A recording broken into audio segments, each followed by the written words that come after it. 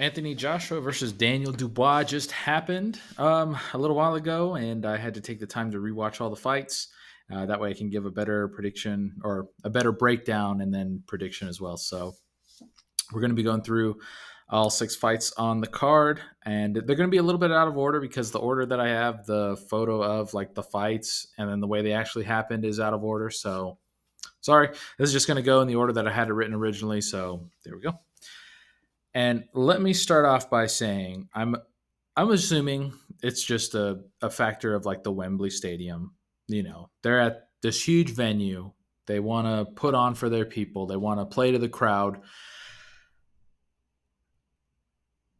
All these boxers that I picked to win in a certain fashion just decided to completely abandon how they fought previously, and they lost. Most of them. But I'm going to turn this down a bit just so I can be a little loud. I don't want to blow off your eardrums or anything, but use your skills. And that's all. I don't get it. Okay, so we'll just go through the breakdown and I'll complain about it as we get to each fighter, okay? Because some fighters did really well. Very happy for them regardless, but other fighters, I'm very annoyed because I think they could have won if they'd stayed to the way that they fought originally, and they just threw it away because they're trying to play to the crowd, I'm guessing. I don't know. So, starting off first with Josh Kelly versus Ishmael Davis. Now, Josh Kelly, he won his fight. And he did kind of exactly what I thought he was going to do. He's a slick fighter. He uses footwork, and he won the early half of the fight. Was able to land his shots. Ishmael Davis, to his credit, came in to win. He wasn't just he was a last minute replacement, but he wasn't that guy that just showed up to take a paycheck, take a beating, and then take the easy way out. He came in and he wanted to hurt Josh Kelly. And he actually did have some very good success as the fight went on. So Josh Kelly uses footwork, was able to keep the distance, land his shots. And then Ishmael was coming in, landing shots where he could, but I think Kelly was just a little too slick for him up until like the second half of the fight. After about the seventh round, and I believe it was a 10-round fight if I'm remembering right. I think it's a 10-round. After that seventh round, Josh Kelly started to slow down hard. And that was when Ishmael Davis was able to get some of his work done, caused a little bit of a nosebleed. I think cut his eye a bit too, if I'm remembering that right. That might be a different fight. But he was able to get some work done, had him hurt, had him running on the back foot, basically throwing nothing back. And he still, Josh Kelly was still able to pull it out. But, big props to Ishmael Davis coming in, late replacement. I think he had like 2 weeks notice or something like that, but came in and he came to win. And that's always fun to see rather than seeing someone just come in because they're getting a nice paycheck, as a replacement. So great to see. Big props to Kelly. I hope he works on his cardio because the amount of energy that he's using for like when he's like dodging, because he's on the back foot and he's skipping in circles. He's skipping the length of the ring while Ishmael Davis is chasing him. And to keep that up and then to be throwing punches at the same time for 7 rounds is pretty admirable. But he either has to really up his gas tank, like just start doing cardio like crazy, or he might need to find a more economical way to fight. So we'll see how it goes. Great win for Josh Kelly and great showing for Ishmael Davis. I'm looking forward to both of their fights as they, move on. So next, I believe this was the first fight of the night, which was Mark Chamberlain versus Josh Padley. Now, Mark Chamberlain had just, he had just come in, did he had won his last fight, kept kind of the mid-range, hard thudding punches, and I believe he stopped his last couple of opponents. And I thought that that's what he would do in this fight as well, because Padley is a smaller guy, shorter reach, and his whole thing is coming in to fight up close. And instead, I was just completely wrong because Chamberlain decides, I'm not going to fight to my advantage. I'm just going to come up. I'm going to let him get up close, and I'm going to let him work in the clinch with me.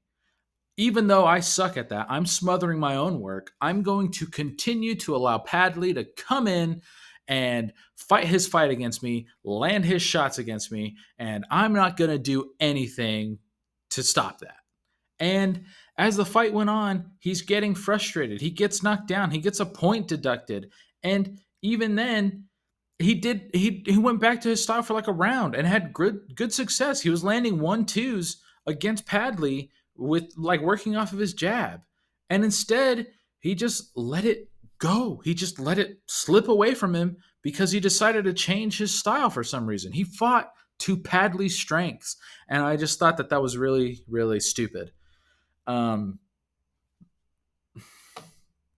Sucks to suck, I guess. Next time, come in with a better game plan and follow it. Like I understand it's Wembley; it's a big deal to them for 80,000 people or whatever in the Carl Froch, whatever he says, and I get it. And you want to put on a show for the fans, and you want to be fun for the fans, but he was on the cusp of a title shot, and he threw it away against a guy who's a part-time fighter. It's like, dude, fight your fight, win your fights, and I don't get it. But I'm not a fighter, okay? I don't get it. I thought it was stupid. I thought he could have won if he would have just stuck with his original fighting style, but instead he just allowed Padley to work off of his strengths. Anyways, big credit to Padley because that was a huge step up in competition, and he came in and showed, what he's about, and I think he's probably going to decide to go pro full time. So, and I'm looking forward to seeing what he brings to the table. So we'll have to keep an eye on him for what comes next. Good stuff for Padley. Chamberlain, get good, dude. Moving on, Anthony Kasach versus Josh Warrington. Now, this was another thing. Thankfully, Kasach still won his fight, but it irritated me to no end that in the beginning, he really let Warrington go off his game plan. Now, Warrington is coming up a weight class. He's the shorter guy. He's got a shorter reach. Anthony Kasach's last fight, he won with a huge upset against George Cordina. And he did it by fighting at the mid-range, working off of his jab, keeping his opponent a bit at range, still up close, but not like, in the pocket or nothing. And instead, that's Warrington's strongest suit. That's his strongest ability, basically, because he comes in, he leads with his giant head and tries to headbutt you, of course, which the ref for this fight, and I think he also ref for Anthony Joshua's fight, garbage. He's the worst. I've seen him in multiple of Warrington's fights, and he just lets him get away with leading with the head, back of the head shots in the clinch. He's horrible. Like, get him out of the sport. Terrible ref. I see why Warrington loves him, because Warrington leaves with that giant dome of his and tries to head clash you to get you a cut on your eye and end the fight like he did against Lara. Regardless, Kasach, he let Warrington work up close in the pocket. And he decided to get in close and scrap. And he would smother his own work because he's obviously not a guy that fights in the pocket. Warrington is, because he's got that short reach. He's a smaller guy. He knows how to fight in the pocket. And he was landing really good shots against Kasach. Now, the good thing is that Kasach smartened up. After about the third or second round, he decided, okay, this isn't working. Keep him at range. Keep him at my distance. And then he started hurting Warrington, landing uppercuts on Warrington coming in, and then landing his combinations on Warrington and backing him up as the fight went on. Now, Warrington's a great fighter. Let's get one thing clear. He's a very good fighter, and he was able to land his stuff occasionally, but as the fight went on, Kasach was just able to keep him at a distance, land his shots, not let Warrington land as many of his shots, and that was just how the fight went. And Kasach came back with the decision victory. So good win for Kasach. Looking forward to seeing how he goes here. Warrington, good showing, but you might be done. All right, moving on. We got Joshua Buatsi versus Hutchinson. Now, let's see here. What did I write about Hutchinson? So I thought that Hutchinson was going to be defensive. Okay, so This one, I don't have to be mad about because both fighters did really well. Hutchinson tried to implement his game plan, and then Buatsi did a really good job of just nullifying Hutchinson's style. So now Hutchinson, I thought, was going to be defensive, fight at the range, kind of keep the distance between Buatsi because Buatsi is a guy who likes to come in close and kind of fight in the pocket. And he did do that for a round, but then Joshua Buatsi was able to start like deflecting his punches as they were coming in, and so Hutchinson started landing less. And then when he would like overthrow, and then he would be kind of in Buatsi's range, Buatsi would land his punches. Now, as the fight went on, Buatsi started to control the pace better. And I just think Hutchinson wasn't able to fully adjust to his style, which was sad because he would land one shot, he would land a counter of Buatsi coming in, but then Buatsi, he's already in at that point. He's got a good chin. He would land three of his own shots, you know? So it just wasn't enough for what Hutchinson was landing versus what he was getting out of it, which was he was getting three punches for every one of his landed, which unfortunate for him, you know, he just couldn't get the style down. I think Buatsi just came in with the perfect game plan, just deflecting those punches at it as they were coming in, and then he would be in his range and land his combinations up close. So great win for Buatsi. They tried to rob him, which was crazy. I thought Buatsi was pretty dominant in that fight, and it went to a split decision, which is insane. But you know, it's boxing. You gotta love it. Moving on, we got. I didn't miss anything, right? No. Okay. Moving on. Tyler Denny versus Hamza Shiraz.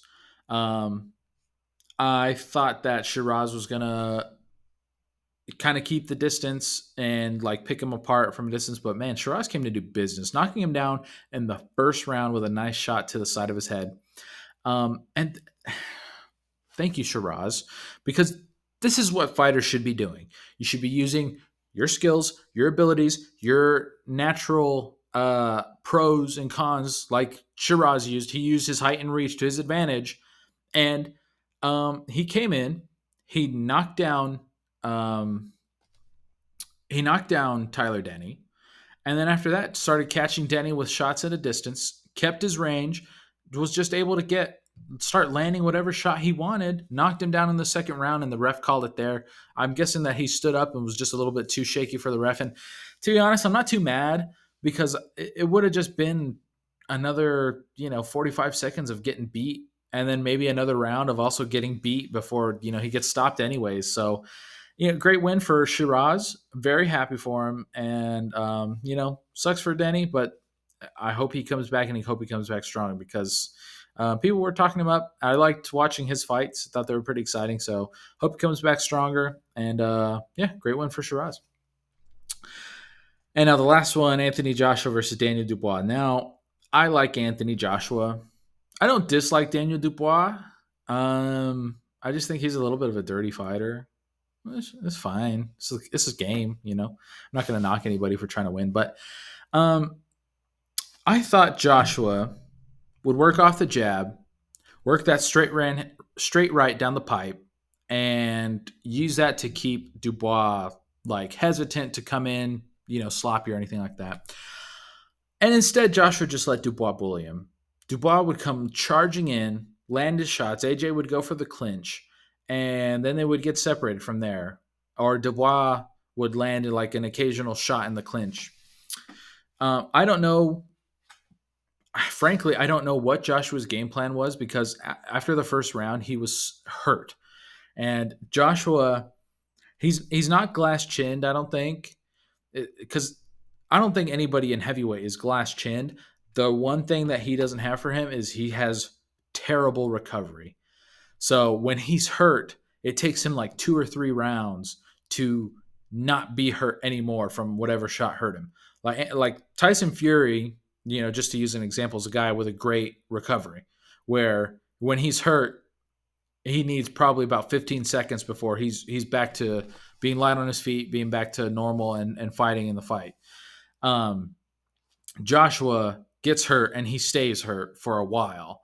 And unfortunately for him, that just played into exactly what Dubois' game plan was, which was to bully Joshua. And so, After that, he gets knocked down in the first round. He gets knocked two more times officially, and I want to say that the ones that weren't called, there was one where the ref didn't call it, that he went down and let Dubois beat up on him a bit, and then one that they ruled a slip, which I think I think is fair, but it doesn't really matter because what happened was in the fifth round, Dubois has been beating up AJ the entire fight at this point. AJ finally lands a hard shot on Dubois. Dubois is backing up. He's a bit on shaky legs. AJ comes in, lands another shot. Dubois lands a shot back. And then AJ comes in real aggressively, and Dubois catches him with a right hand and sends him down to the canvas. He looks like he's out. He's laying down. He starts getting up and then falls again on his face. And the ref calls it from there. So, great win for Daniel Dubois. Um, we'll have to see who he gets to fight next. I'm assuming he probably wants to fight the winner of Fury versus Usyk. If Usyk wins again, we'll have to see if he can do the same bullying that he did against Joshua. I think Usyk would just be too quick on his feet. And then if Fury wins, I don't know. Maybe he's strong enough to bully Fury. That would be cool to see, but we really don't know, you know? So, anyways, great win for Dubois. Great win for Hamza Shiraz. And great win for, who was it? Anthony Casacho K win. And great win for Josh Kelly. All you others, use the skills that you have. You're messing with my head when you go and you fight the exact opposite of how you won your last fight. And just fight to your skills. Stop making me look stupid. Fight to your skills.